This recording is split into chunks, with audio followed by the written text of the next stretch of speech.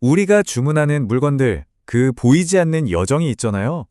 근데 그 길이 하룻밤 사이에 완전히 바뀌고 있다는 거 혹시 생각해 보셨나요? 오늘 바로 그 거대한 변화의 지도를 한번 펼쳐보려고 합니다. 사실 이게 그냥 먼 나라 얘기가 아니에요.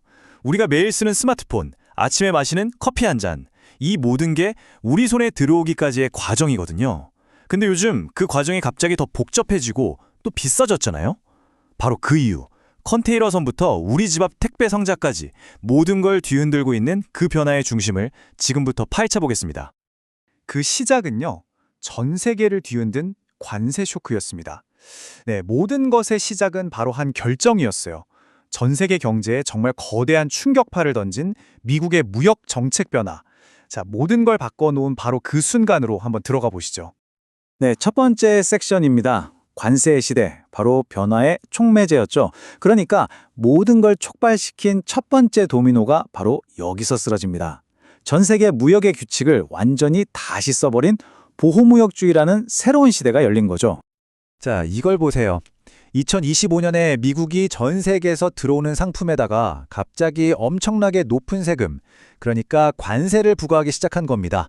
이게 뭐냐면 우리가 해외 직구하는데 갑자기 없던 세금이 왕창 붙는 거랑 똑같은 거예요. 이러니까 국제무역 전체가 순식간에 한 치 앞도 안 보이는 짙은 안개 속에 갇혀버린 거죠.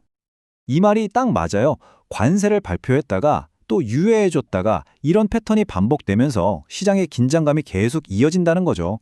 그러니까 이런 정책적인 불확실성이 그냥 새로운 표준, 뉴노멀이 되어버린 겁니다.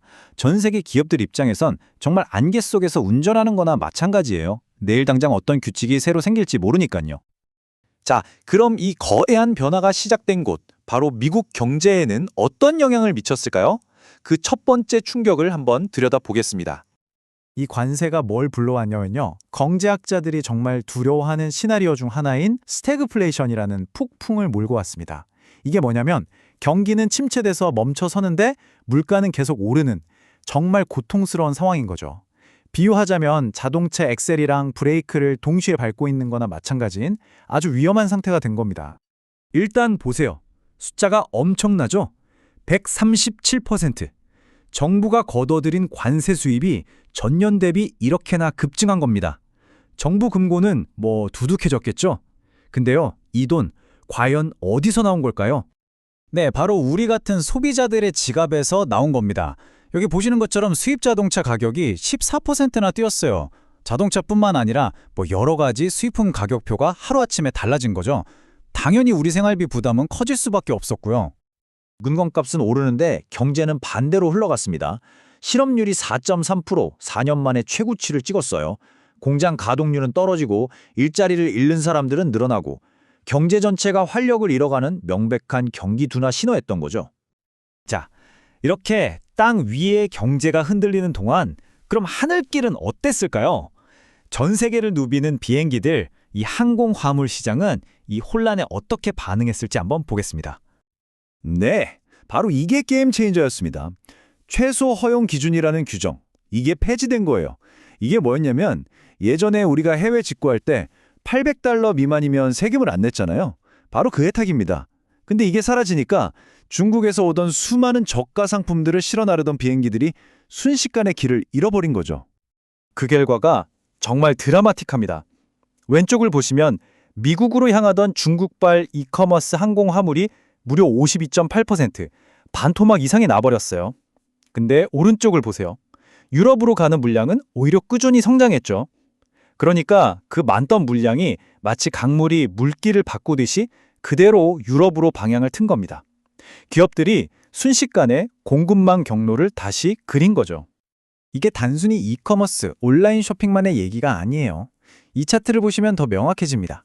첨단 기술, 하이테크 제품들의 흐름을 보면요. 중국에서 미국으로 가던 물량은 42%나 줄었는데 인도나 베트남 같은 곳에서 가는 물량은 무려 100%나 늘었습니다.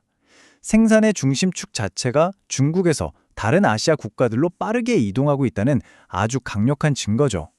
이게 그냥 추상적인 트렌드가 아니에요. 가장 대표적인 예가 바로 아이폰입니다. 애플의 아이폰 17이 이제 전량 인도에서 생산된다는 거. 그리고 이걸 미국으로 보내기 위해서 매달 600톤이라는 어마어마한 항공 수송 능력이 필요하다는 것. 정말 역사적인 무력 경로가 우리 눈앞에서 바뀌고 있는 걸 보여주는 상징적인 장면이죠. 자, 지금까지 하늘길의 변화를 봤는데요. 그럼 드넓은 바다, 이 바닷길은 어땠을까요? 거대한 컨테이너선들이 움직이는 해상시장에서도 엄청난 재편이 일어나고 있었습니다. 바로 차이나 플러스 원 전략 때문입니다. 기업들이 이제 중국에만 의존하면 위험하겠다고 생각해서 생산기지를 다른 나라로 옮기기 시작한 거죠.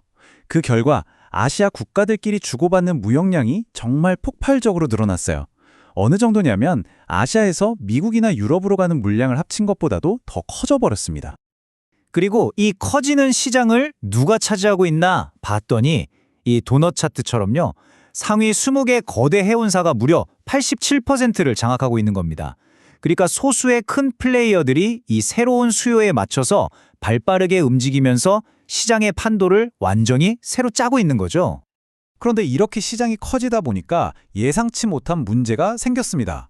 바로 피더선이라고 불리는 작은 배들이 부족해진 거예요. 이 배들이 뭐냐면 큰 항구랑 작은 항구들 사이를 오가면서 짐을 실어 나르는 셔틀버스 같은 역할인데 이게 부족해진 거죠.